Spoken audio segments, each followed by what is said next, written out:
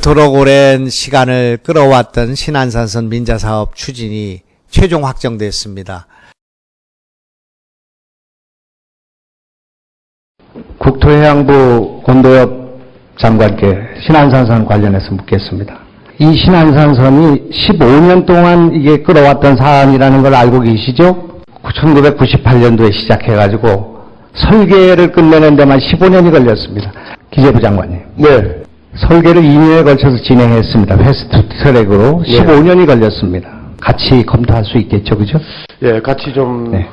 국무조정실장님이요. 네, 신안산선 잘 알고 있죠? 네, 잘 알고 있습니다. 늑장 대응이나 직무유기를 넘어서 정부가 국민의 발목을 잡고 있다.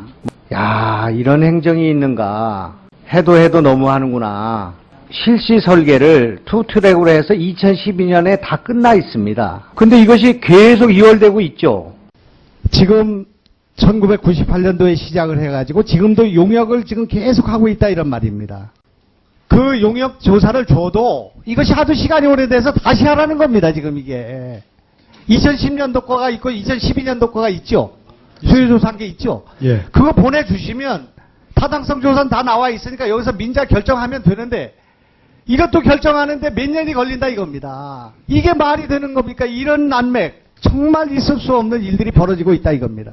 지금으로서는 우리가 중요한 것은 논의하는 것이 아니라 실행에 옮기는 일이 중요하고 착공하는 일이 중요하다고 생각합니다. 편성된 예산을 이번에는 집행할 수 있도록 우리가 지혜를 모아봐야 되겠다 이렇게 생각합니다.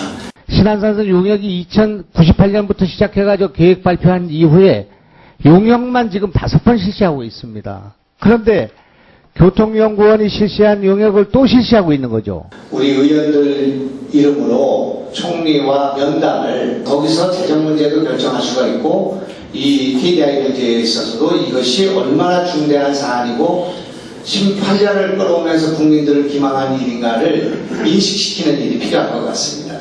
거의 3조 가까운 돈을 국가의 재정을 투입할 수밖에 없는 조건에 있는데 같은 사안을 놓고 이렇게 부처 간에 서로 싸우면서 계속 용역을 실시하면서 계속 미루면서 이제는 안 되니까 이 부가를 둘로 나눠가지고 하면서 도대체 상상을 할 수 없는 이게 행정을 이걸 피고 있습니다. 이렇게 되니까 국민들이 이걸 믿을 수가 없습니다. 이 문제와 관련해서 국무조정실장이 국토부와 기재부를 조정해서 국무총리가 또 청와대가 조정해서 빨리 결정해줘야 됩니다. 17년 동안 시간을 끄는 과정에서 사정 변경이 생기죠. 환경의 변화가 생기죠. 그럼 또 용역 실시하죠. 용역 실시해가지고 또 문제가 되면 지연되고 또 다시 용역 실시하죠. 도대체 이게 어떻게 가능한 일이겠습니까? 기네스북에 올라간 어떻든 시작이 되게 됐습니다. 민간 또 재정 결합하는 방식으로 하기로 됐죠, 그죠? 네.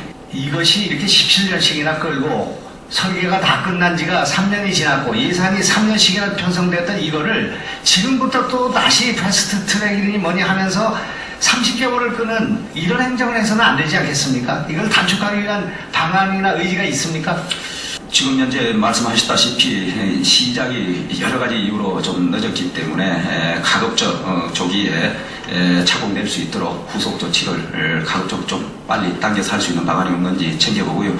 실제로 거기에 뭐 실설계를 한다든지 물리적 기간이 설사 필요하더라도 민자가 중심이 되기 때문에 아마 공기 단축 이런 거는 또 가능하지 않을까 싶습니다. 어쨌든 간에 전체적인 정공정에 있어서 최대한 조기에 착공 완공될 수 있도록 그렇게 하겠습니다.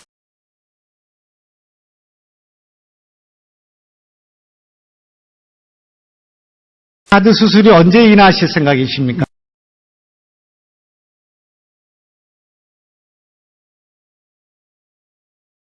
카드사가 2012년도에 1조 3천억 원, 2014년에 2조 1,700원, 올해만 해도 1조 4천억 원 가까운 흑자 내고 있는 거 알고 계시죠? 네, 그렇습니다.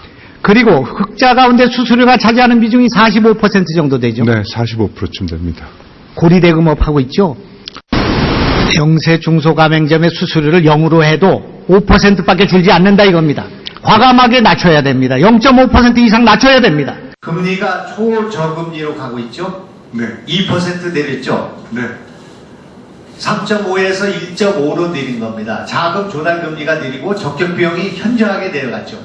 현저하게 카드 수수료를 내릴 수 있는 조건의 환경이 조성됐다. 새 중소 가맹점이 전국에 몇 개가 있냐면 200만 개가 있습니다. 아주 영세한 것입니다. 200만 개요.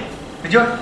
예. 근데 숫자만 200만 개고 비율로는 80% 정도 되지만은 이 200만 개의 매출이 미미하기 때문에 영세가맹점과 중소가맹점의 비중이 11.1%, 3.1%에서 14%밖에 되지 않습니다. 영세가맹점과 중소가맹점에서 생기는 수수료 수익이 전체 카드사 수수익의 5%가 안 된다 이런 말씀입니다. 전체 카드 수수료의 수익 가운데 5%도 안 되는 카드 수수료를 영세가맹점에서 하나도 받지 않아도 카드사의 수익이 5%밖에 감소 안 한다 이런 말씀입니다. 이번에 내릴 때 영세가맹점과 중소가맹점의 수수료를 적어도 0.5% 이상 대폭 내려야 된다.